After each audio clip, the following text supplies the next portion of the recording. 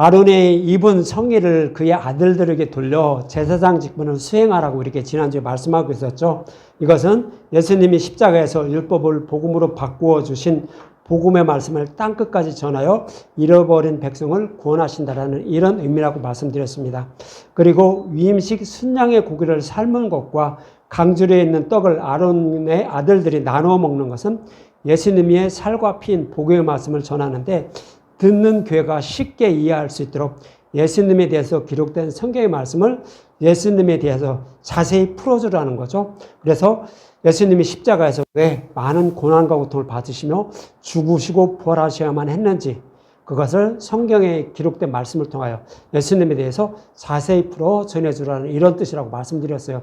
그래도 이 말씀을 지난주에 제가 너무 쉽게 그냥 이렇게 말씀을 드렸는데 조금만 한 번 더 말씀을 드려야 될 것 같아요. 부족한 말씀이 있는 것 같아서 다시 한번 말씀을 드릴게요. 순양의 고기를 삶는다는 것은 예수님에 대하여 율법으로 기록된 성경의 말씀을 십자가로 자세히 풀어주라는 그런 의미라고 말씀드렸어요.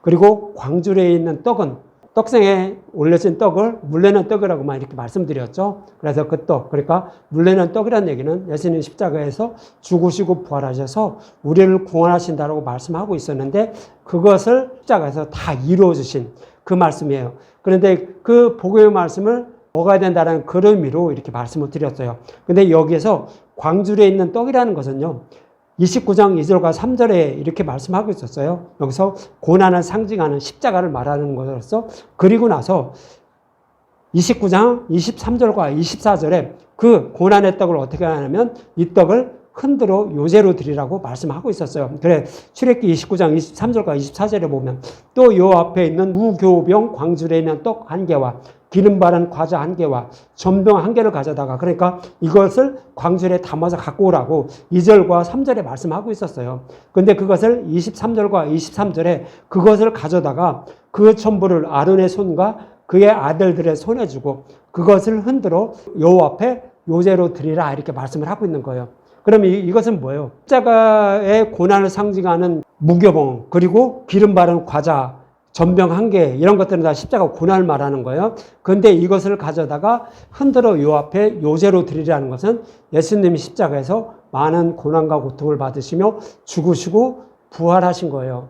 이것이 무교봉을 갖다가 높이 들어서 요 앞에 흔들어 요제로 드리라는 얘기예요. 결국은 뭐예요? 예수님 십자가에서 많은 고난과 고통을 받으시면서 죽으시고 부활하셔야만 했는지 그 이유에 대해서 성경이 자세히 기록을 하고 있다는 거예요. 그래서 그 말씀을 성경에서 모형과 그림자로 기록을 하고 있으니까 이것을 예수님에 대해서 자세히 풀어서 전해주는 말씀을 듣는 것이 아론의 아들들의 임무라는 거예요.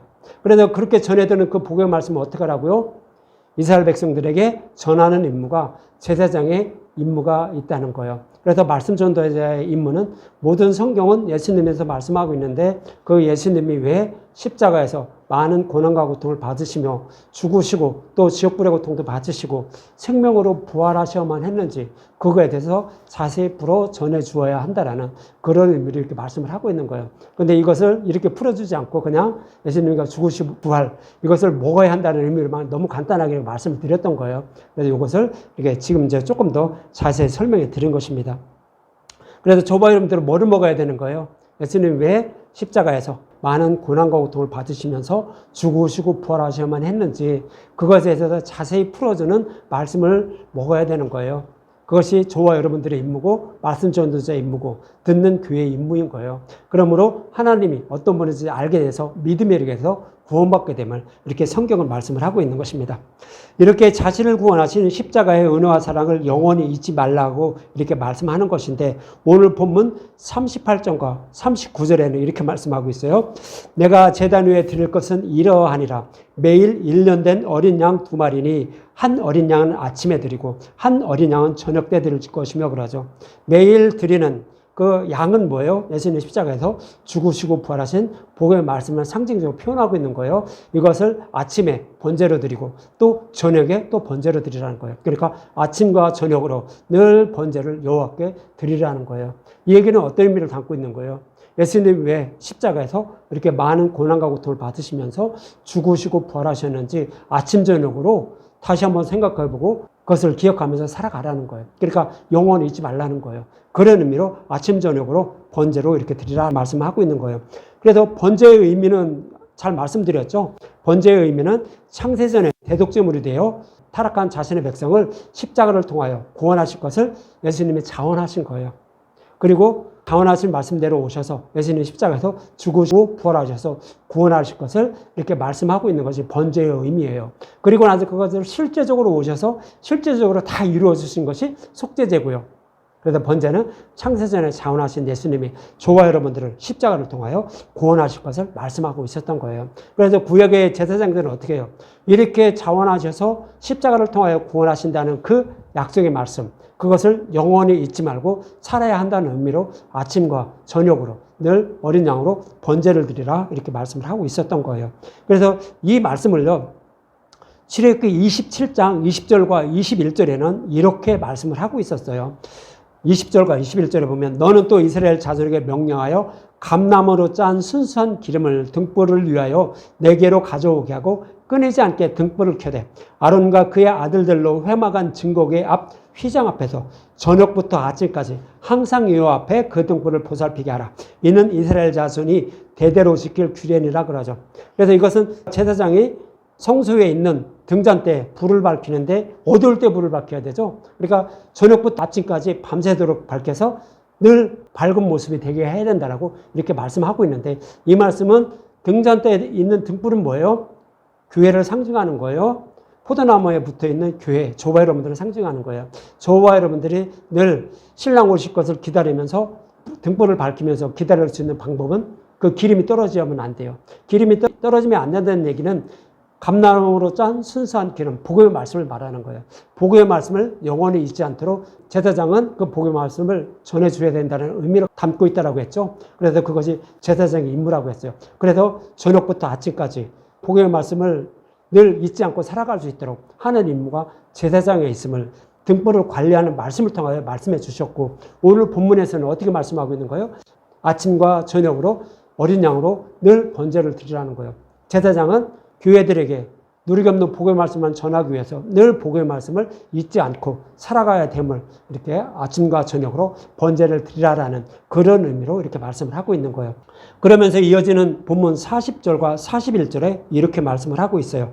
한 어린 양의 고운 밀가루 10분의 1 에바와 찌은 기름 4분의 1 흰을 더하고 또 전제로 포도주 4분의 1 흰을 더할지며 한 어린 양은 저녁 때에 드리되 아침에 한 것처럼, 그러니까 아침과 저녁을 똑같이 드리라는 거예요. 소제와 전제를 그것과 함께 드려 향기로운 냄새가 되게 하여 여호와께 화제로 삼을지니 그러죠. 소제와 전제는 뭐예요? 소제는 뭐죠? 예수님이 십자가에서 많은 고난과 고통을 받으시면서 죽으시고 부활하시는 모습이 소제예요. 전제는 뭐예요?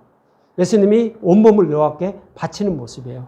십자가에 온몸을 여호와께 바쳐서 타락한 저와 여러분을 구원해 주실 모습, 그것이 전제예요. 그래서 소제와 전제라는 것은 예수님이 저와 여러분들을 구원하기 위해서 십자가에서 많은 고난과 고통을 받으시면서 십자가에서 죽으시고 부활하여 여호와께 온전히 바쳐진 모습, 그것을 소제와 전제라고 이렇게 말씀을 하고 있는 거예요. 그런데 여기에 어린 양의 고운 밀가루 10분의 1 에바라고 이렇게 말씀하고 있죠. 그래서 여기서 10분의 1 에바라는 것은 교회의 모든 죄를 지고 교회를 대표하여 예수님이 십자가에서 많은 고난과 고통을 받으시면서 하나님의 진노의 심판을 교회를 대신해서 대신 받으실 것을 말하는 거예요. 이 말씀이 고운 밀가루 10분의 1 에바라고 이렇게 말하는 거예요. 그런데 여기에서 4분의 1 흰을 더하라고 해요. 여러분들 4분의 1 흰은 뭐예요? 4개 중에 하나만 들으면 되나요? 4분의 1이잖아요. 근데 여기서 4분의 1 흰이라는 것은 다른 의미를 담고 있어요. 원래 흰이라는 것은 중량의 단위예요. 중량의 단위인데 여기서 4분의 1 흰이라는 것은 정사각형을 그려요. 정사각형을 그리는데 처음 시작해서 변이 4개죠. 마지막 변을 말하는 거예요. 정사각형을 마지막으로 완성하는 부분, 그것을 드리라는 거예요. 그러면 정사각형을 완성하는 것은 뭐죠? 정사각형을 완성한다는 것은 창세전에 자원하셔서 십자가에서 대속제물이 돼서 저와 여러분들을 구원하신다라고 메시아 언약을 통하여 약속해 주셨어요. 그것이 정사각형을 그리는데 처음 시작하는 거예요. 그리고 나서 어떻게 그 약속 말씀을 이루어 주실 것인지를 계속 말씀하고 있었던 거예요. 그것이 정사각형을 그려나가는 중이에요. 그런데 마지막 편에 딱 사역형을 완성하는 부분은 뭐예요? 예수님 십자가에서 죽으시고 부활하신 거예요. 약속의 말씀대로 죽으시고 부활하셔서 약속의 말씀을 다 이루어준 거예요.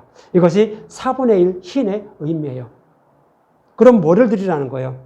고운 밀가루 10분의 1 에바와 찌은 기름 4분의 1 흰을 더한다라고 하죠. 10분의 1 에바는 십자가에서 많은 고난과 고통을 받으시면서 예수님이 죽으시고 부활하신다라고 약속했는데 그 약속의 말씀대로 우리의 모든 죄를 십자가를 통하여 다 이루어주시고 죽으시고 부활하셨다는 거예요. 이것이 찌은 기름 4분의 1 흰이에요. 그러니까 약속하신 말씀을 다 이루어주신 거 이거 여호와께 드리라는 거예요. 이것을 여호와께 드리라는 것은 뭐예요? 구약에 약속하신 말씀을 십자가를 통하여 다 이루어 주신 거 저와 여러분들은 꼭 알아야 된다는 거예요. 저와 여러분이 그 사실을 알므로 우리는 그것을 여호와께 드리게 되는 거예요. 그래서 우리는 뭐를 알아야 되는 거예요? 십자가를 통하여 왜 예수님이 그렇게 많은 고난과 고통을 받으시면서 그 약속의 말씀을 다 이루어 주셨는지 이것을 꼭 알아야 된다는 의미예요. 그것이 고운 밀가루 10분의 1 에바와 찌은 기름 4분의 1 흰을 더하고 라는 그런 의미를 담고 있어요. 그리고 전제로 포도주 4분의 1을 더할지며 그러죠. 여기서 전제는 것은 온몸을 바치는 거예요. 근데 포도주는 예수님 십자가에서 약속하신 말씀을 다 이루어진 복음의 말씀이 말하죠. 이것이 4분의 1 흰을 더하라고 이렇게 말씀을 하고 있는 거예요. 그래서 이 4분의 1 흰을 여호와께 바치는 모습을 잘 모형으로 그려졌던 것이 창세기 15장이었어요. 창세기 15장 6절에 보면 아브라함이 여호와를 믿으니 여호와께서 이를 그의 의로 여기시고 그랬죠. 아브라함이 뭐를 믿은 거예요? 구약에서 약속하시고 약속의 말씀대로 아브라함의 후손으로 약속하신 메시아가 오셔서 십자가에서 다 이루어 주신 것을 아브라함은 믿은 거예요. 이것이 복음을 믿었다는 거예요. 그래서 아브라함을 그의 의로 여겼다라고 말하는 거예요. 그래서 아브라함은 뭐를 바라본 거예요? 약속의 말씀을 다 이루어 주신 십자가를 멀리서 바라보고 믿게 됐어요. 그래서 이것을 믿음으로 하나님은 네가 나에게 4분의 1 흰을 더해서 이렇게 나에게 바치고 있구나 생각한 거예요. 다시 말씀드리면 복음을 믿었던 얘기예요. 그것이 4분의 1 흰을 더할지며라는 그런 의미를 담고 있는 거예요. 이렇게 아브라함이 약속의 말씀을 다 이루어 주신 것을 멀리서 마음의 눈으로 바라본 것이 4분의 1 흰의 의미이며 여호와께 믿음을 드리는 것과 같은 의미를 담고 있는 거예요. 이것이 바로 뭐예요? 4분의 1 흰의 의미예요. 약속하신 말씀을 십자가를 통하여 다 이루어 주신 것을 아는 거예요. 그것이 복음의 말씀이잖아요. 복음의 말씀을 아는 것, 믿는 것, 이것이 4분의 1 흰을 여호와께 드리는 모습으로 이렇게 말씀을 하고 있는 거예요. 그리고 전제의 의미가 무엇인지 사도 바울은 디모데후서 4장 6절과 7절에 이렇게 말씀하고 있었죠.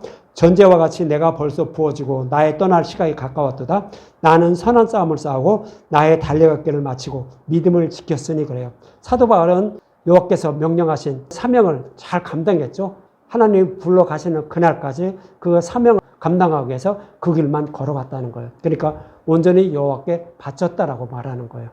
그래서 전제로 부어지고 있다라고 이렇게 말씀하고 있는 거예요. 사명을 다 마쳤다. 여호와의 말씀대로 그 일을 다 이루었다는 거예요. 그러니까 사도 바울은 여호와께 온전히 바쳐진 그런 삶을 살았다라고 말씀하는 거예요. 이것이 전제의 의미예요. 그래서 예수님도 이 땅에 오셔서 예수님 오신 목적이 뭐예요? 저와 여러분들을 십자가를 통하여 다 대적해 주시는 것이 예수님의 임무였어요. 그 임무를 다 수행한 것이 뭐예요? 여호와께 전제를 드리신 모습이에요.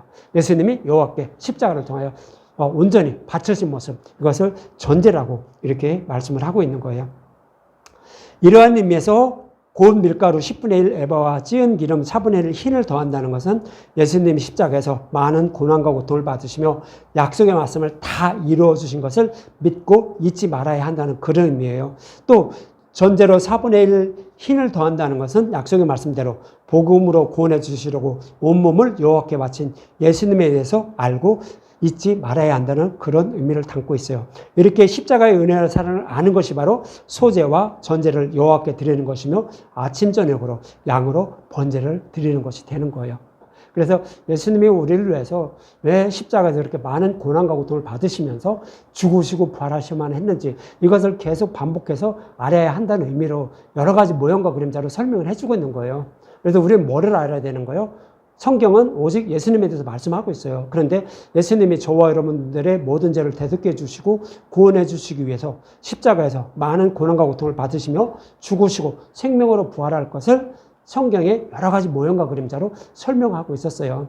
이것에 대해서 자세히 풀어주는 말씀을 듣고 먹어서 이것을 잊지 말고 살아야 한다는 거예요. 그것이 하나님을 만나게 된다라고 이 뒤에 말씀하고 있는 거예요. 그것을 잊지 말라라고 이렇게 말씀을 하고 있는 거예요. 그러면서 이어지는 42절과 43절에 이렇게 말씀하고 있는 거예요. 이는 너희가 대대로 요 앞 회막문에서 늘 드릴 번제라. 내가 거기서 너희와 만나고 내게 말하리라. 내가 거기서 이스라엘 자손을 만나리니 내 영광으로 말미암아 회막이 거룩하게 될지라 그러죠. 요한을 만나는 방법을 지금까지 설명해 준 거예요.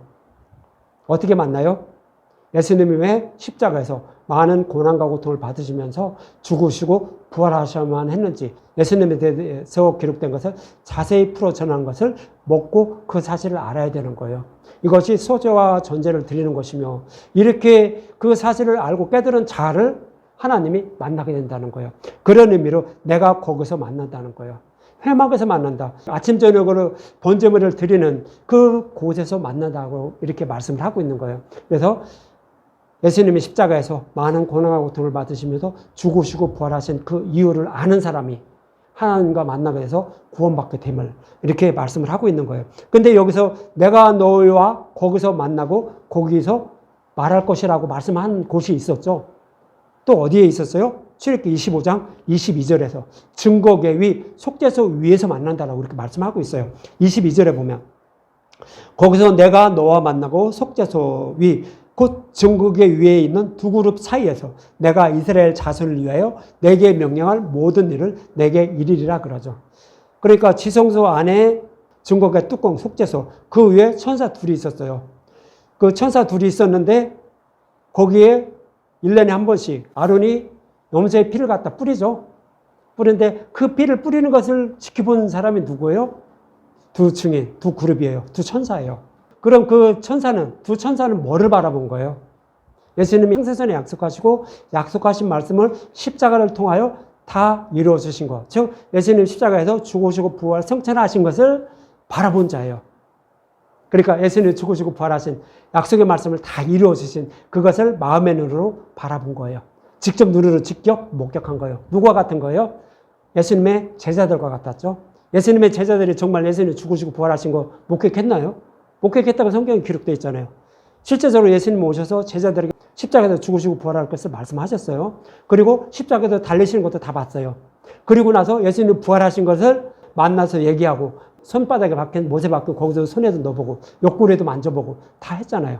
예수님의 제자들은 속죄소 위에 있는 두 그룹, 두 증인의 모습과 똑같은 거예요. 예수님이 약속하신 말씀대로 죽으시고 부활하신 것을 지켜본 거예요.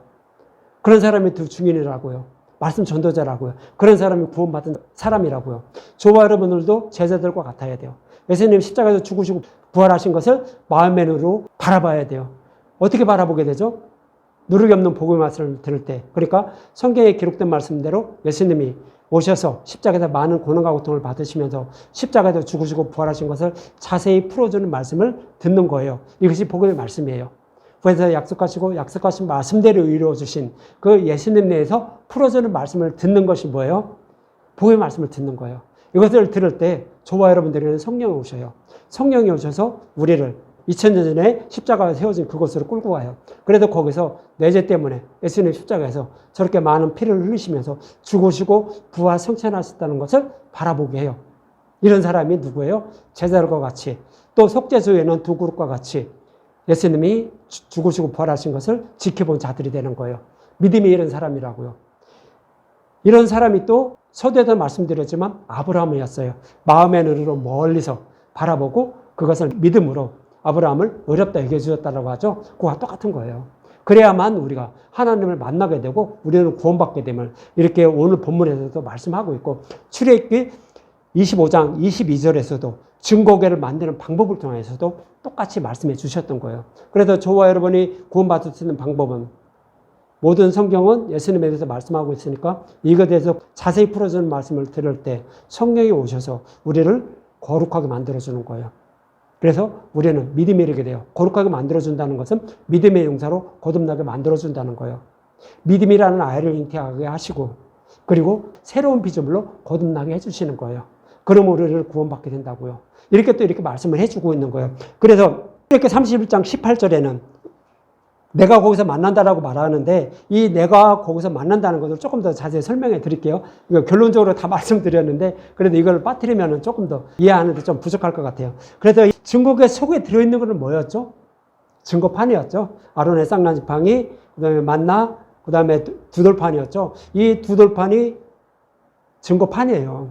근데 이 두 돌판은 어떤 걸 그 증거계 속에 넣은 거예요? 첫 번째 돌판이에요? 두 번째 돌판이에요? 두 번째 돌판이죠. 첫 번째 돌판은 이제 이렇더라고요. 출애굽기 31장 18절에 보면 여호와께서 시내산에서 모세에게 이르시기를 마칠 때 증거판 둘을 모세에게 주시니 이는 돌판이요 하나님이 친히 쓰신 거예요.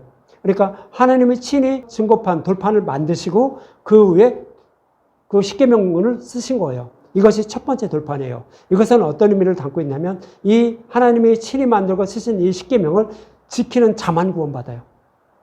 그런데 이것을 지킬 사람이 아무도 없어요. 그러니까 이것을 깨트리는 거예요. 어떻게 깨트리냐면 32장 19절에 보면 첫 번째 돌판 모세가 들고 내려오는데 진해 가까이 이르러 그 송아지와 그 춤추는 것을 보고 크게 놓아요. 손에서 그 판들을 산 아래로 던져 깨트리리라 그러죠. 그래서 첫 번째 돌판을 지키지 못함을 이스라엘 백성들의 모습을 통해 말씀하시면서 그것을 깨버리는 거예요. 그런데 왜 이것을 깼다라고 했죠? 신랑이신 저와 여러분이 신에서 이스라엘 백성들이 언약한 말씀대로 지키지 못함을 이미 아신다라고 했죠. 그래서 예수님이 그 돌판을 깨놓으라고 말씀드렸어요. 그 돌판을 깨므로 그 돌판을 깨게 되면 그 책임은 누가 져야 돼요? 우리가 져야 되나요? 아니요, 예수님이 지게 되는 거예요. 예수님이 지게 돼서 예수님이 그 돌판을 깨트리는 것을 그 죄를 담당하기 위해서 육신의 몸을 입고 이 땅에 오시는 거예요. 그리고 십자가에서 죽으시고 부활하셔서 두 번째 돌판을 주는 거예요. 이것을 민수기 30장이라고 했죠. 민수기 30장 13에서 15절을 보면 모든 서원과 마음에 자작을 한 모든 서약은 그의 남편이 그것을 지키게도 할 수 있고 무효하게도 할 수 있으니 그의 남편이 여러 날이 지나도록 말이 없으면 아내의 소원과 스스로 결심한 일을 지키게 하는 것이니 이는 그가 그것을 들을 때 그의 아내에게 아무 말도 아니었으므로 지키게 됩니다. 그러나 그의 남편이 들은 지 얼마 후에 그것을 무효하게 하면 그 아내의 죄를 담당할 것이라 그러죠. 여기서 아내와 신랑은 예수님을 말해요. 아내는 교회인 저와 여러분들 말해요. 그래서 여기서 신랑이신 예수님이 그 아내인 이스라엘 백성이 시내산에서 율법을 받으면서 내가 이거 다 지킨다고 서약한 걸 들은 거예요. 그랬더니 예수님은 이거 못 지키면 아시죠? 이걸 만약 그대로 이어지게 되면 이 이스라엘 백성들을 구원하지 못해요. 저와 여러분들을 구원받지 못한다고요. 그러니까 그것을 아시고 예수님이 그것을 깨트리는 거예요. 그래서 그것을 깨트리고 그 죄를 십자가를 통하여 담당해 주신 거예요. 그래서 주신 것이 두 번째 돌판인 거예요. 그래서 두 번째 돌판을 주시게 되는데 출애굽기 34장 1절이죠. 34장 1절에 보면 여호와께서 모세에게 이르시되 너는 돌판 둘을 처음 것과 같이 다듬어 만들라. 첫 번째 돌판은 하나님이 만들었어요. 그리고 그 위에 하나님이 직접 쓰신 거예요. 그것이 첫 번째 돌판의 의미예요. 그런데 두 번째 돌판은 모세에게 만들라고 해요. 모세는 여기서 예수님을 상징적으로 표현해요. 십자가에서 우리의 모든 죄를 담당하신 예수님. 그분이 이제 그 돌판을 만드는 거예요. 그래서 그 위에 예수님이 만들어 놓은 그 돌판 위에 하나님이 십계명을 쓰는 거예요. 다시 말씀드리면 십자가 위에 십계명을 쓰는 거예요. 그 의미를 담고 있는 것이 두 번째 돌판이에요. 그래서 두 번째 돌판은요, 십자가를 믿는 사람. 내가 율법을 지키지 못함을 내 신랑은 예수님이 아시고 그것을 십자가에서 다 담당해 주신 거. 이것을 아는 사람. 그런 사람은 율법을 다 지킨 자가 되는 거예요. 왜요? 예수님이 우리가 지키지 못할 죄를 다 담당해 주신 거예요. 그래서 그것을 십자가를 통하여 다 이루어 주신 복음의 말씀을 믿는 사람은 십계명을 다 지킨 자로 여겨 주시는 거예요. 죄는 범하지만 그렇게 여겨 주심으로 저와 여러분들이 구원을 받게 되는 거예요. 이것이 두 번째 돌판의 의미인 거예요. 그러나 그것을 배척하게 되면 어떻게 되죠? 율법을 다 지켜야 되는 거예요. 그래서 결국은 구원받지 못함을, 지옥불에 들어가야 될 수밖에 없음을 성경은 그렇게 말씀을 하고 있는 거예요. 이처럼 예수님이 십자가를 통하여 율법을 완전하게 해주신 것을 눈으로 지켜본 자, 그런 자가 속죄소에 있는 두 그룹의 모습이에요. 그래서 이 두 그룹의 모습은 십자가의 은혜와 사랑을 알고 깨달은 자, 그런 자가 두 그룹의 모습이에요. 이런 자가 하나님을 만나게 된다는 뜻으로 출애굽기 25장 22절은 말씀하고 있고, 또 오늘 본문에서는 약속하신 말씀은 십자가를 통하여 다 이루어진 복음의 말씀을 아는 자를 상징하는 것으로 아침 저녁으로 회막문에서 여호와께 늘 번제를 드릴 때 내가 거기서 너와 만난다라고 이렇게 말씀을 하고 있는 거예요. 그러니까 속죄소에 있는 증거의 두 그룹의 모습이나 매일 아침 저녁으로 여호와께 번제를 드리는 사람이나 똑같은 의미로 말씀하고 있는 거예요. 즉 누리기 없는 복의 말씀을 듣고 내 죄를 위하여 예수님의 십자가에서 이렇게 많은 고난과 고통을 받으시면서 죽으시고 부활하신 이유를 아는 사람들, 그런 사람들이 아침과 저녁으로 여호와께 늘 양으로 번제를 드리는 사람들이에요. 복의 말씀을 알고 깨달은 자들이에요. 그런 자들이 여호와와 만난다라고, 우리를 구원해 주신다라고 이렇게 말씀하는 거예요. 그러면 우리가 어떻게 그 복의 말씀을 들을 때 우리가 거룩하게 돼서 하나님을 만나게 되는지, 이제 이어지는 본문 44절과 45절에 이렇게 말씀하고 있어요. 오늘 본문 44절과 45절. 내가 그 회막과 제단을 거룩하게 하며 아론과 그의 아들들도 거룩하게 하여 내게 제사장 직분을 행하게 하며 내가 이스라엘 자손 중에 거하여 그들의 하나님이 되리니, 이렇게 말해요. 하나님이 하신다는 거예요. 어떻게 하죠? 회막과 제단을 다 거룩하게 한다는 거예요. 회막은 성막을 말하는 거예요. 성막의 그 성소, 여기를 거룩하게 한다는 거예요. 그리고 제단도 거룩하게 한다는 거예요. 누가 한다? 우리가 하는 게 아니에요. 하나님 하신다는 거예요. 하나님이 어떻게 하죠? 약속의 말씀대로 예수님을 보내주시는 거예요. 예수님을 보내주셔서 십자가에서 죽으시고 부활케 한다는 거예요. 그리고 나서 어떻게 하죠? 성령을 보내주시는 거예요. 성령을 보내주심으로 어떻게 돼요? 우리는 십자가의 은혜와 사랑을 알고 깨닫게 돼요. 그렇게 되면 회막은 뭐예요? 성막이죠. 저와 여러분들에게 마음의 성전이 세워지는 거예요. 이것을 거룩하게 해준다. 다시 말씀드리면 복음의 말씀을 알고 깨닫게 해준다는 거예요. 그렇게 해서 우리를 거룩하게 하고 제사장 직분을 행하게 한다라고 해요. 그러면서 45절도 똑같이 그러므로 나는 너희 하나님이 된다라고 했는데, 이 말씀대로요. 출애굽기 40장에 가면 성전을 다 져요. 그리고 거기에 그 위치에 맞게 기물들을 다 옮겨놔요. 그리고 나서 이런 일을 했다라고 해요. 출애굽기 40장 9절과 13절에 보면 이런 말씀하고 있어요. 또 관여를 가져다가 성막과 그 안에 있는 모든 곳에 발라 그것과 그 모든 기구를 거룩하게 하라. 그것이 거룩하리라. 너는 또 번제단 그 모든 기구에 발라 그 안에 거룩하게 하라. 그 제단이 지극히 거룩하리라. 여기서 관에는 성령을 말하는 거예요. 저와 여러분들이 예수님이 오셔서 십자가에서 죽으시고 말아요. 성령이 오심으로 우리 마음에 성전을 세워져요. 그래서 이 마음의 성전을 세워줌으로 저와 여러분이 어떻게 거룩하게 됨을 이렇게 말씀하고 있는 장면이에요. 그래서 구약에서는 성막에 있는 모든 기구들을 거룩하게 하는 모습, 그것을 말하는 거예요. 근데 이것은 성령이 오셔서 마음의 성전을 세워주시는 그런 모습으로 이렇게 그려주고 있는 거예요. 그런데 11절부터 보면 너는 또 물두멍과 그 받침에 발라 거룩하게 하고 너는 또 아론과 그의 아들들을 회막문으로 데려다가 물로 씻기고 회개시키는 거죠. 진리로 인도하시는 모습이에요. 그리고 아론에게 거룩한 옷을 비고 그에게 기름을 부어 거룩하게 하여 그가 내게 제사장 직분을 행하게 하라 그러는 거예요. 그래서 결국 뭐예요? 예수님이 죽으시고 부활하셔서 다른 복음을 따르고 있는 자들에게 성령이 임하셔서 그들을 진리의 길로 인도하여 주셔서 그들을 거룩하게 만들어줘요. 그렇게 해서 깨달은 복의 말씀을 전하게 만들어주는 것이 뭐예요? 하나님 하시는 거예요. 그래서 제사장 직분을 그들에게 수행하게 한다라고 말씀을 하고 있는 거예요. 결국에는 뭐예요? 예수님이 십자가에서 죽으시고 부활하여 성령이 오셔서 그 복의 말씀을 듣고 깨달아 믿게 해서 그 복음을 전하게 하는 삶을 살아가는 모습, 우리를 구원해 주시는 모습을 이렇게 여러 가지 모형과 그림자로 그려졌던 거예요. 근데 결론적으로 우리가 해야 될 일은 뭐예요? 모든 성경은 예수님에 대해서 모형과 그림자로 기록이 되어 있어요. 그러면 이것을 어떻게 알아?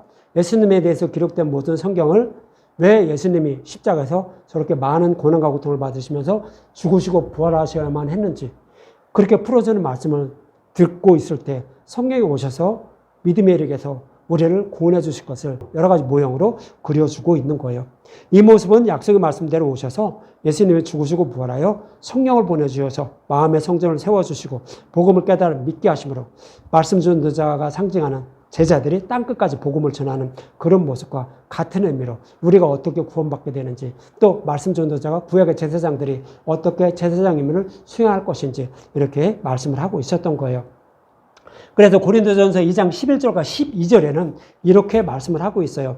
사람의 일을 사람 속에 있는 영 외에는 누가 알리요? 이와 같이 하나님의 일도 하나님의 영 외에는 아무도 알지 못한다고요. 하나님이 저와 여러분들을 어떻게 구원하실 것인지 그것을 아는 사람이 아무도 없다는 거예요. 성경만 아신다는 거예요. 하나님 자신만 아신다고요. 그래서 우리가 세상의 영을 받지 않고 오직 하나님으로부터 온 영을 받았으니 이는 우리로 하여금 하나님께서 우리에게 은혜로 주신 것들을 알게 하려 하심이라 그러죠. 저와 여러분들에게 마음의 성전을 세워주시는 것은 복의 말씀을 깨달아 믿게 해서 저와 여러분들이 하나님을 얼마나 사랑하셨는지 그것을 알게 하려고 이렇게 성령에 오셔서 마음의 성전을 세워주셨음을 이렇게 말씀을 하고 있는 거예요. 예수님도 요한복음 6장 56절 이렇게 말씀하고 있었죠. 내 살을 먹고 내 피를 마시는 자는 내 안에 거하고 나도 그 안에 거하나니 그러죠. 예수님의 살과 피를 먹는 것은 뭐예요? 모든 성경은 예수님에 대해서 말씀하고 있는데 그것을 십자가로 자세히 풀어준 말씀을 듣는 것이 예수님의 살과 피를 먹는 거예요. 그런 사람이 예수님 안에 거하고 예수님도 내 안에 거한다는 거예요. 예수님에 대해서 자세히 풀어주는 말씀을 들을 때 성령이 오셔서 우리를 믿음을 이루게 하실 것을 말씀하고 있었던 거예요. 그래서 이렇게 예수님의 살과 피를 먹으면 예수님의 안에 거하고 예수님도 나의 안에 거한다는데 이 말씀을 요한 1서 4장 13절은 이렇게 말해요.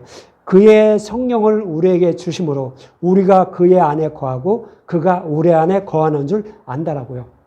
그러니까 우리는 어떻게 되는 거예요? 우리가 예수님 안에 거하고 예수님이 우리 안에 거할 수 있는 방법은 뭐예요? 오직 십자가로 풀어주는 말씀, 누리기 없는 복음의 말씀을 들을 때 성령이 오셔서 우리를 복음의 말씀을 알고 깨닫게 한다고요. 그래서 예수님 안에 거하는 사람이 되고 예수님이 우리 안에 거하는 저와 여러분들이 된다고요. 그래서 성경은 그렇게 말씀을 하고 있는 거예요. 그래서 갈라디아서 4장 6절에 이렇게 말씀하고 있죠. 너희가 아들이므로, 그러니까 저와 여러분들이 택하신 하나님의 백성이에요. 그러므로 아들의 영을, 복음의 말씀을 성령 오셔서 복음의 말씀을 깨달아 믿게 한다는 거예요. 그 아들의 영을 우리 마음 가운데 보내사 아빠, 아버지라 부르게 하셨다고요. 믿음에 이르게 하셨다고요. 저와 여러분은 창세전에 택한 하나님의 백성이에요. 그래서 성령이 오셔서 복음의 말씀을 듣고 깨달아 믿게 해서 하나님의 자녀로 삼아주셨다고요. 이렇게 말씀을 하고 있는 거예요. 그래서 우리는 뭐 만들어야 되는 거예요? 모든 성경은 예수님에 대해서 말씀하고 있는데 그 예수님에 대해서 자세히 풀어주는 말씀, 그 말씀을 들음으로 성령이 오신 분들이 되는 거예요. 이 말씀을 듣지 않는 사람들은, 즐겨 듣지 않는 사람들은 성령이 아직 임하지 않은 사람들이에요. 그러니까 이 말씀을 거절하는 거예요. 그러나 성령 오신 분들은 이 말씀을 듣게 돼요. 그리고 믿음에 이르게 돼서 하나님을 찬송하며 살아가는 사람들이 되는 거예요. 이런 사람들이 구원받게 됨을 이렇게 성경 말씀을 하고 있는 거예요. 이절은 예수님이 십자가에서 죽으시고 부활하여 성령을 보내주셔서 복음을 깨달아 믿게 하여 말씀 전도자를 상징하는 제사장 직분을 수행하게 한다라고 오늘 본문에서 말씀하고 있는 거예요. 이렇게 복음을 전해 하나님의 은혜와 사랑을 알게 하신다며 오늘 본문 46절은 이렇게 말하고 있어요. 그들은 내가 그들의 하나님이 여호와로서 그들 중에 거하려고 그들을 애굽 땅에서 인도해낸 줄 알리라. 나는 그들의 하나님 여호와니라 그러죠. 그래서 이스라엘 백성들을 하나님은 어떤 분인지 알게 하시려고 그들을 택하셔서 그들에게 성령을 보내주셔서 깨달아 믿게 해서 출애굽시켜서 약속의 땅으로 교부러준 그런 하나님이라고 이렇게 말씀을 하고 있는 거예요. 그래서 결론적으로 저와 여러분들은 뭐만 먹어야 되는 거예요? 계속 반복해서 말씀드리지만 모든 성경은 예수님에 대해서 말씀하고 있어요. 그래서 예수님이 십자가를 통하여 어떻게 왜 저렇게 많은 고난과 고통을 받으시면서 죽으시고 부활하셔야만 했는지 성경에 있는 기록된 말씀을 통하여 자세히 풀어주는 말씀을 들을 때 성령이 오셔서 우리를 거룩하게 해주셔요. 거룩하게 해준다는 것은 복의 말씀을 알고 깨닫게 한다는 거예요. 그래서 우리를 구원해 주신다고요. 이것을 성경에서 오늘 본문에서도 이렇게 말씀을 하고 있는 거예요. 그래서 우리는 늘 누르기 없는 복의 말씀, 그것을 십자가로 풀어주는 말씀을 들어야 된다라고 이렇게 말씀을 하고 있는 것입니다. 이 말씀과 같이 저와 여러분도 하나님이 약속하신 메시아를 보내어 십자가를 통해 약속하신 말씀을 다 이루어 주시고 성령을 보내주셔서 복음으로 구원해 주시고 있음을 여러분들 잊지 마시고 나를 죄에서 구원해 주신 예수님에 대해서 더 알아가는 저와 여러분들이 되시기 바랍니다.